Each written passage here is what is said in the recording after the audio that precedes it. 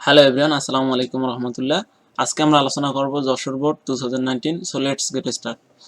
তো প্রথমে বলা হয়েছে Kuakata locally known as Sagarkanya be an uncommon scenic spot of Bangladesh. তো এখানে প্রথমে বলা হয়েছে কুয়াকাটা বলার পর একটা কমা দিয়ে তারপর লোকালি নো অ্যাজ সাগরকন্যা। তো আসলে কুয়াকাটা কোনো নাউনের পর যদি এরকম করে কমা থাকে তাহলে আমরা বুঝবো যে এই নাউনের পর বাকি যে কয়টা নাউন আছে, বাকি নাউন বা নাউন ফ্রেজ দ্বারা আসলে এই নাউনকে নির্দিষ্ট করা হয়। যেমন Nazrul known as rebel poet was born in 1919, অর্থাৎ নজরুল, এখানে নজরুল শুরু। তো এই নজরুল যে নাউনটা আছে এই নাউনটার পরে যখন কমা দিয়েছে, এই কমা দেওয়া মানে হচ্ছে এই নজরুল বিষয়ে এরপরে যে নাউন যে ওয়ার্ডগুলো আছে ভার্বের পূর্ব পর্যন্ত, Nazrul known as rebel poet। তো এই ভার্বের পূর্ব পর্যন্ত ওয়াজ আছে, ভার্বের পূর্ব পর্যন্ত আসলে এই ওয়ার্ডগুলো এই নজরুল সম্পর্কে অতিরিক্ত ধারণা দিয়েছে, অর্থাৎ এখানে আর ভার্ব আসতে পারে না। তো যেহেতু এখানে ভার্ব আসতে পারে না, সেহেতু এখানে মূলত আমরা মূল ভার্ব আনবো না। যদি মূল ভার্ব আসে তাহলে মূল ভার্বকে আমরা অন্য ফর্মে করে দেবো। যেমন মূল ভার্ব এখানে নো ছিল, নোকে নুন করে দেওয়া হয়েছে, নোকে নো মানে ভি3 ভার্ব করে দেওয়া হয়েছে, ভি3 ফর্ম। আর তোমাদের মনে রাখা উচিত আসলে ভি3 ফর্ম কখন হয়। ভি3 ফর্ম মূলত একটা অ্যাডজেটিভ। তো অ্যাডজেটিভ মূলত আমরা এখানে ইউজ করতে পারি, কিন্তু আমরা এটাকে ভার্ব হিসেবে ইউজ করতে পারবো না। ঠিক তেমনি এখানে কুয়াকাটা লোকালি নোকে নোন করতে হবে, নোন করলে এখানে অ্যাডজেটিভ হয়ে যাবে। তো লোকালি নোন অ্যাজ সাগরকন্যা। তো এইখান থেকে মূলত কুয়াকাটার বিষয়ে শেষ কথা শেষ, এরপরে মূল ভার্ব চলে এসেছে। তো মূল ভার্ব হচ্ছে be an uncommon scenic spot of Bangladesh.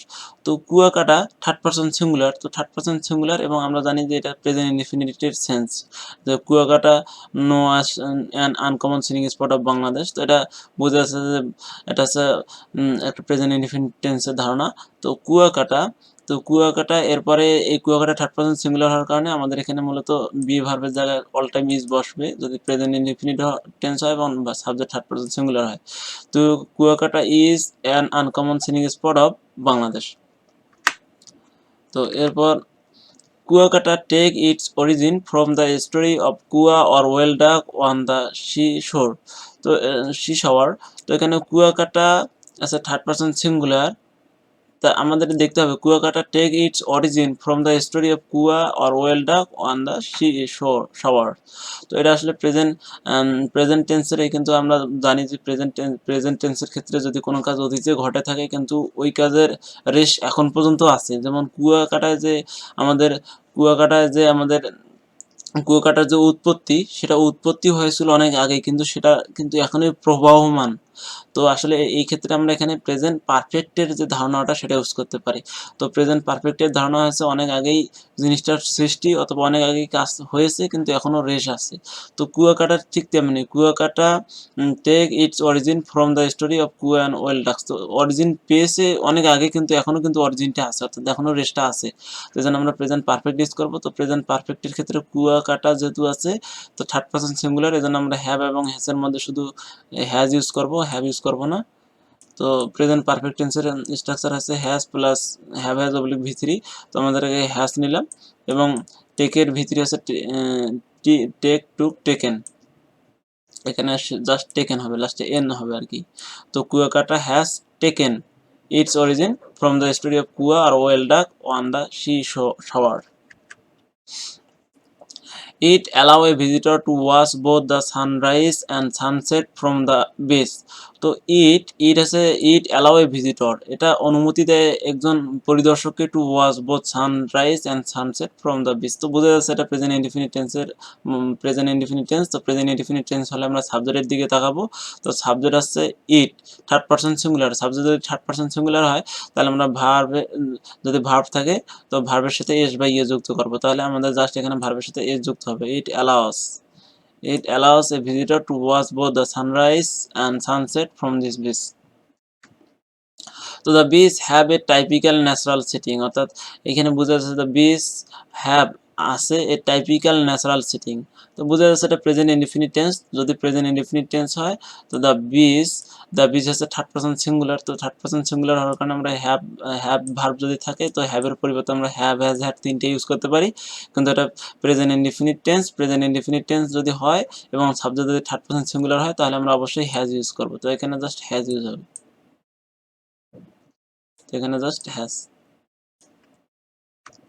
তো this sandy beach slopes gently into the বে মানে উপসাগর। তো এই দিস স্যান্ডি বিচটা আসলে জেন্টলি মানে খুবই নম্রভাবে কি ইনটু দ্য বে অর্থাৎ উপসাগরে পড়েছে। And but there is and pleasant as swimming or driving. তো দিস স্যান্ডি বিচ আসলে এটা প্রেজেন্ট ইনডিফিনিট টেন্স। আমরা বুঝতে পারছি যে এটা খুব মসৃণভাবে আর কি উপসাগরে পড়ছে। তা এটা আসলে প্রেজেন্ট ইনডিফিনিট। তো এই সেন্স থেকে বলতে পারি। তো দিস স্যান্ডি বিচ স্লোপস। তো এখানে দিস স্যান্ডি বিচ এখানে সাবজেক্ট আছে থার্ড পারসন সিঙ্গুলার। যদি আমাদের ভার্ব প্রেজেন্ট সেন্টেন্সটা প্রেজেন্ট ইনডিফিনিট টেন্স হয় তখন আমরা সাবজেক্টের দিকে তাকাবো। তো এখানে সাবজেক্ট আছে থার্ড পারসন সিঙ্গুলার, তাহলে আমরা স্লোপের সাথে জাস্ট এস যুক্ত করে দেবো। Slopes, this sandy beach slopes gently into the বে অ্যান্ড তো এই অ্যান্ডটা হচ্ছে কম্পাউন্ড সেন্টেন্সের মার্কার। তো অ্যান্ডের পূর্বে একটা প্রিন্সিপাল ক্লোজ বসে এবং অ্যান্ডের পরে আর একটা প্রিন্সিপাল ক্লোজ বসে। অর্থাৎ প্রিন্সিপাল ক্লোজ হচ্ছে সেই ক্লোজ যার সাবজেক্ট আছে এবং মূল ভার্ব আছে। তো অ্যান্ডের পূর্বে যে প্রিন্সিপাল ক্লোজ, অ্যান্ডের পরে প্রিন্সিপাল ক্লোজ।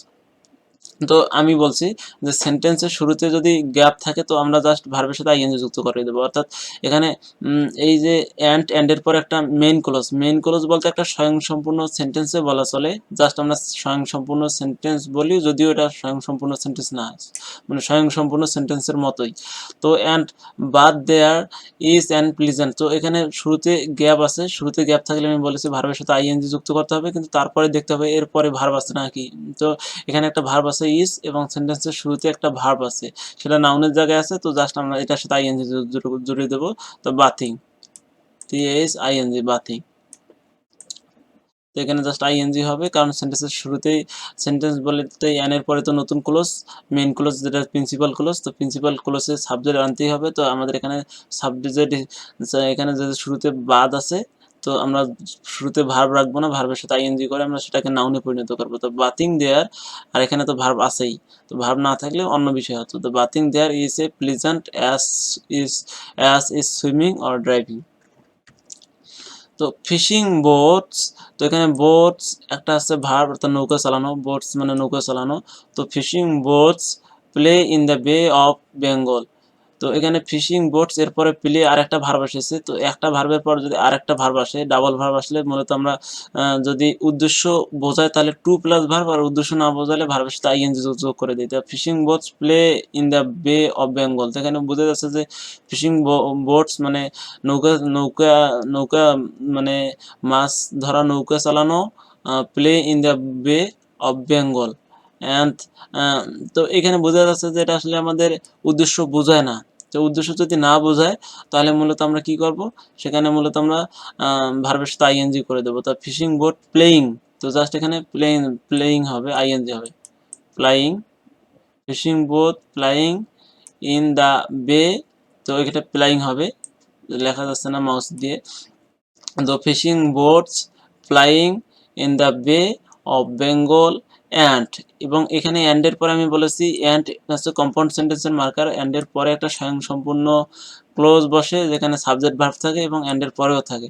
তো আমরা দেখতেছি যে এখানে একটা ভার্ব আছে, তো এই ভার্বের পূর্বে আর একটা ভার্ব আছে। তো এই ভার্বটা আসলে আমরা যদি শুরুতে ভার্ব আসে সেটাকে আমরা নাউনে পরিণত করবো। তো নাউনে পরিণত কিভাবে করি, জাস্ট আইএনজি যুক্ত করে।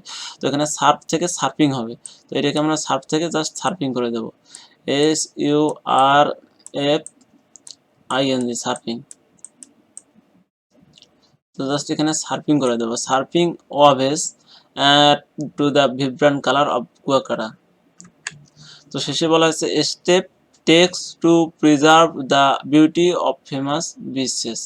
তো স্টেপ টেক, তো আমরা শেষে স্টেপ মানে পদক্ষেপ টেক নিতে হবে two preserve the beauty of the famous bitches. তো এটা বোঝা যাচ্ছে যে স্টেপ শুড টেক, স্টেপ নেওয়া উচিত।